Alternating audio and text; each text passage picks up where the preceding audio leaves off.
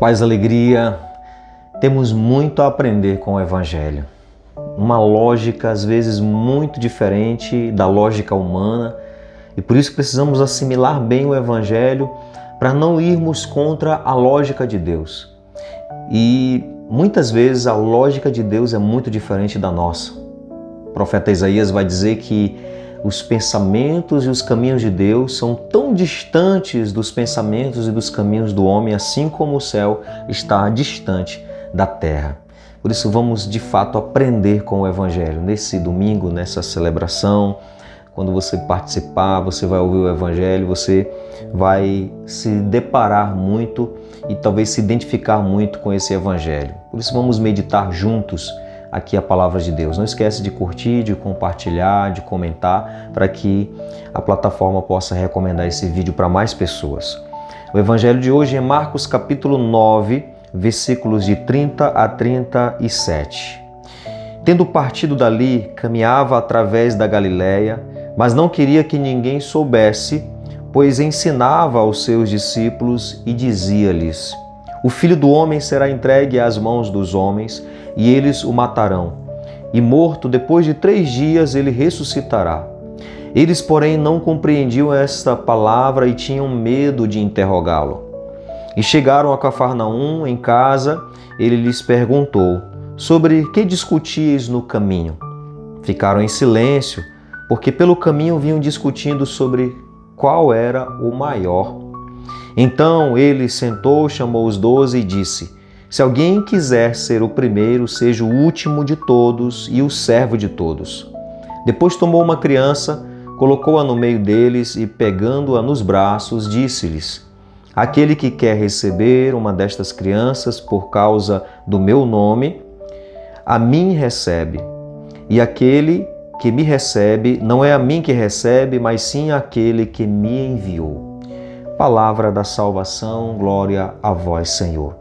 Estamos aqui diante de uma cena do Evangelho, quando Jesus está com os seus discípulos ensinando, se retirou para poder ensinar.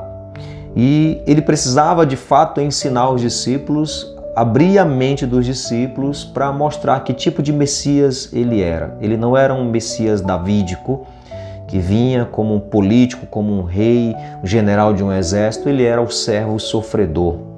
Mas os discípulos não estavam compreendendo isso. Domingo passado, nós meditamos quando Jesus levou os discípulos para fora do ambiente religioso, para Cesaré de Filipe, para ali perguntar quem ele é para os discípulos. E Jesus fala também da sua paixão e Pedro dá uma resposta, mas depois Pedro ele não consegue entender aquilo que Jesus está falando, de que ele vai ser entregue, de que ele vai morrer, e Pedro quer se opor a isso. E aí Jesus diz: Afasta de mim, Satanás, porque não pensas como Deus, mas pensa como homens. Hoje, nesse Evangelho, nós vamos ver que os discípulos ficam com medo de interrogar Jesus, porque ele fala mais uma vez sobre aquilo que vai acontecer com ele, da sua paixão, morte e ressurreição, mas os discípulos têm medo de perguntar. Talvez porque alguns versículos aqui atrás, Jesus vai repreender Pedro, chamar Pedro de Satanás para repreender porque Pedro estava se opondo. Então eles também ficaram com medo de interrogar. Mas Jesus vai perguntar o que eles estavam discutindo pelo caminho. E eles ficaram em silêncio porque era um assunto, não era muito nobre o que eles estavam falando. Eles estavam questionando quem era o maior.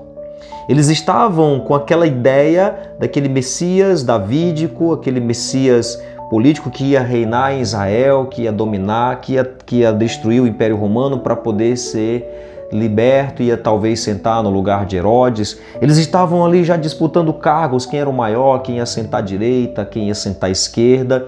Eles não estavam conversando coisas nobres e, claro, com uma falta de entendimento muito grande de quem era Jesus. Por isso ficaram em silêncio.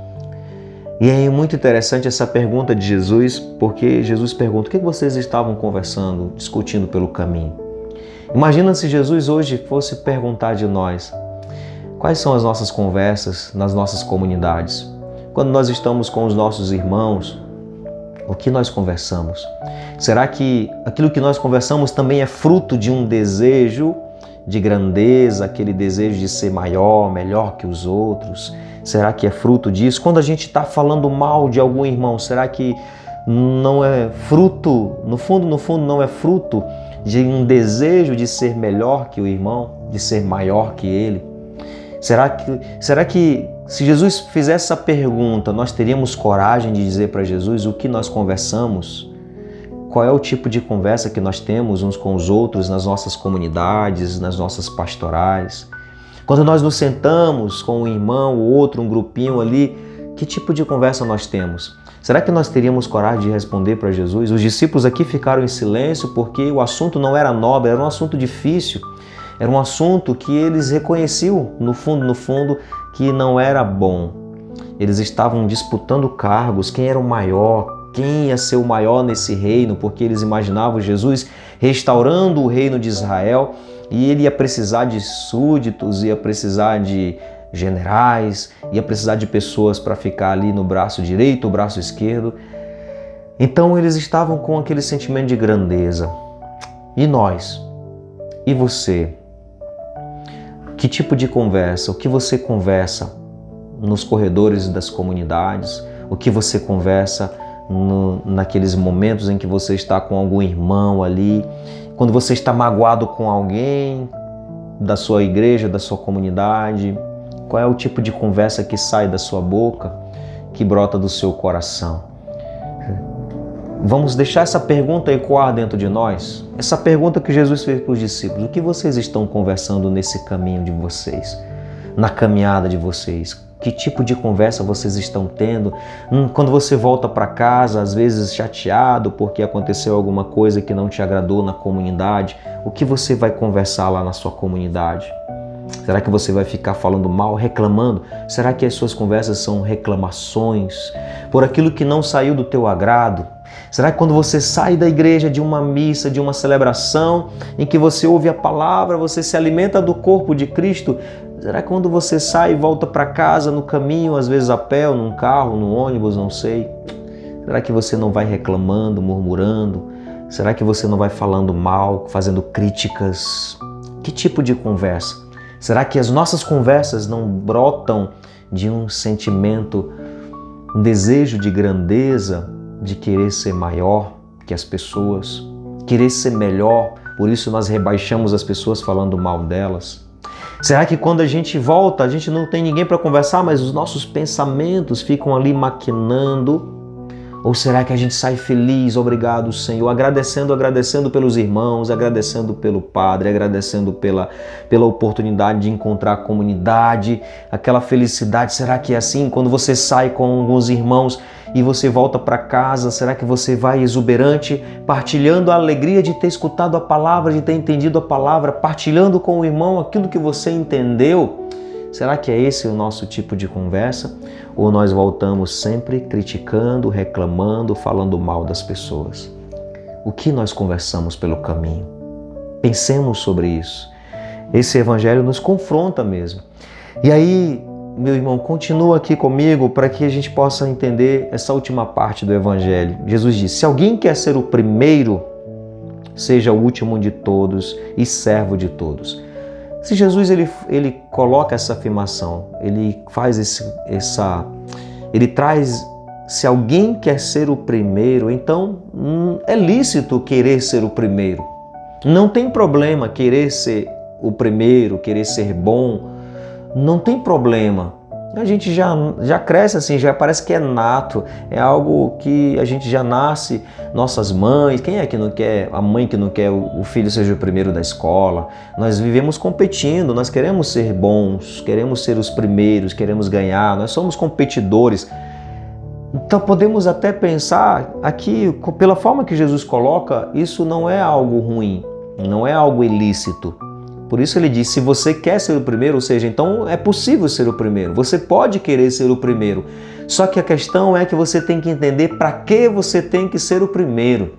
para ser o servo de todos, para ser o último, para ser aquele que mais trabalha.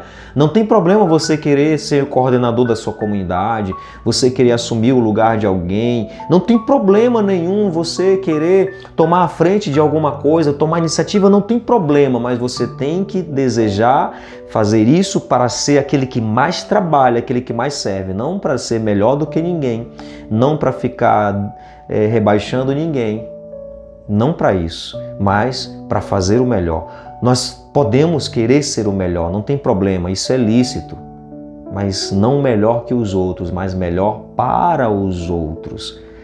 Só tem que ajustar algumas coisas aqui na nossa cabeça. Senhor, nos ajuda a ser simples, humildes, nos ajuda a servir a todos, a ser o último para se colocar sempre à disposição, a serviço.